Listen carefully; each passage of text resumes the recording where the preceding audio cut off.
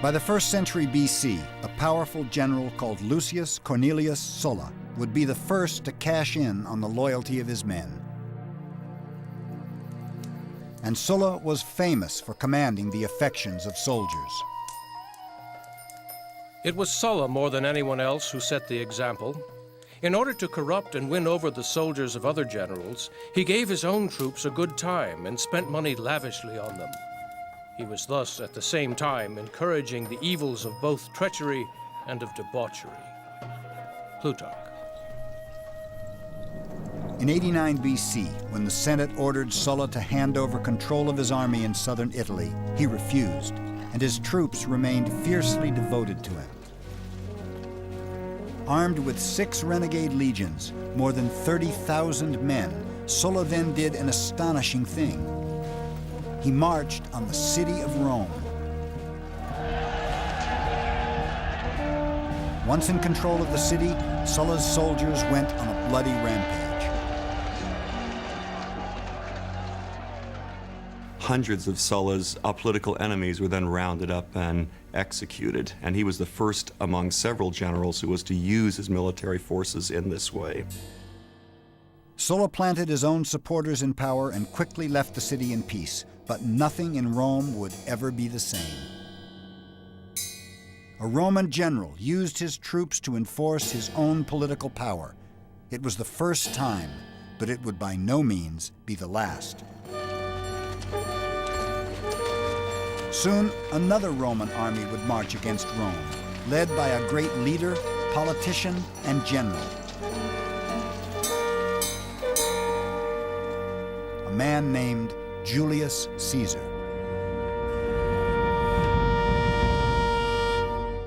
He was a slightly built man with soft and white skin who suffered from headaches and was subject to epileptic fits. He was particular in his personal appearance and dress, was clean-shaven, and was sensitive of his premature balding. Plutarch. Shrewd and intense, the future dictator clearly saw his path to power. Only by victory on the battlefield could a politician hope to be taken seriously as a leader in Rome. Now 40 years old, Caesar needed a war to win, and the obvious choice was to make one of his very own in a place called Gaul. The Senate named Caesar governor of 3 provinces, Illyricum, Cisalpine, and Transalpine Gaul, the only parts of Gaul Rome controlled. Caesar hungered for the rest. The Gauls had long been the most powerful and successful people of northern and central Europe. By Caesar's time, they dominated the lands of modern France, England, and Ireland. The Romans considered them barbarians, but Gallic culture was actually quite advanced. And yet, what the Gauls were most famous for was their bloodlust in battle. They excelled in psychological warfare. They wore body paint and caked their hair with lime and mud, terrifying the methodical Romans. 5 million Gauls stood between Caesar and the glory he craved. If he could add the lands of modern France to Roman territory, he would hugely increase his reputation and his power. In 58 BC, on the excuse of stopping a Gallic tribe from entering Roman territory, Caesar moved his legions into Gaul. And for the next decade, the bold general does precisely what he set out to do: conquer. Tribe after tribe, battle after battle, Caesar prevailed against the Gauls again and again. By Caesar's own accounts, it was a slaughter. The campaign in Gaul of Julius Caesar is very well known, and very often people see it as somehow epitomizing Roman imperialism. What people forget is that Julius Caesar was proud of the fact that in Gaul he killed 1 million Gauls. That's genocide. Though he's considered one of history's great generals, Caesar was not a tactical genius. Instead, he had incredible fortitude and a genius for inspiring others. Caesar won the devotion of his soldiers by marching alongside them, eating the same food and sleeping on the ground as they did. He forged a military machine during these campaigns, the likes of which had not really been seen prior to this in Roman history. He built an army composed of troops that were fanatically loyal to him, particularly the legionary infantry who fought along with him.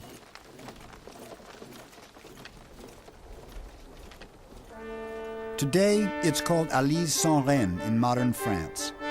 In 52 BC, it was known as Alesia, the decisive battleground for Caesar's campaign. The Gauls were united under a legendary warrior chief called Vercingetorix.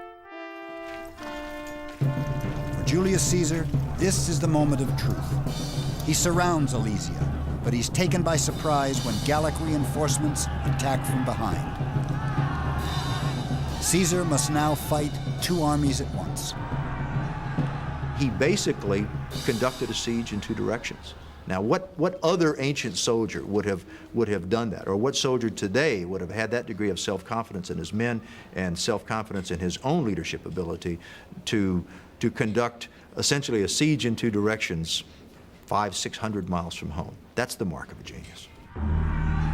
He's outnumbered 5-1, but Caesar's troops eventually win the battle, capturing the infamous Vercingetorix. It was the last stand for the Gauls, and it made Julius Caesar one of the two most powerful men in Rome and the world. The other was a general and politician named Gnaeus Pompey, long a rival of Caesar's. The ambitions of these two men would soon launch Rome headlong into a bloody struggle for her own survival.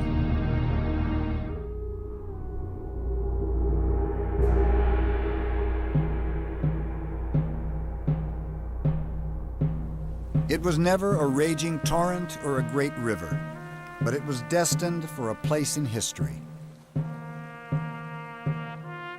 Its very name has come to mean a boundary and an irrevocable decision. The Rubicon.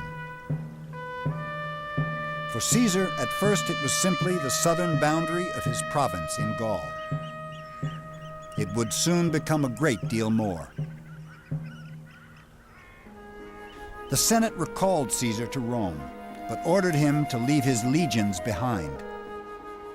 He was between a rock and a hard place. He had to go to Rome, but if he went unprotected, he'd almost certainly be murdered by Pompey's supporters.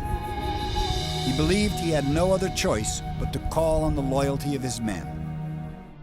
It was a high-stakes game of chess, using real armies. In 49 BC, in bold defiance of the Senate, Caesar took his army out of Gaul across an unassuming little stream.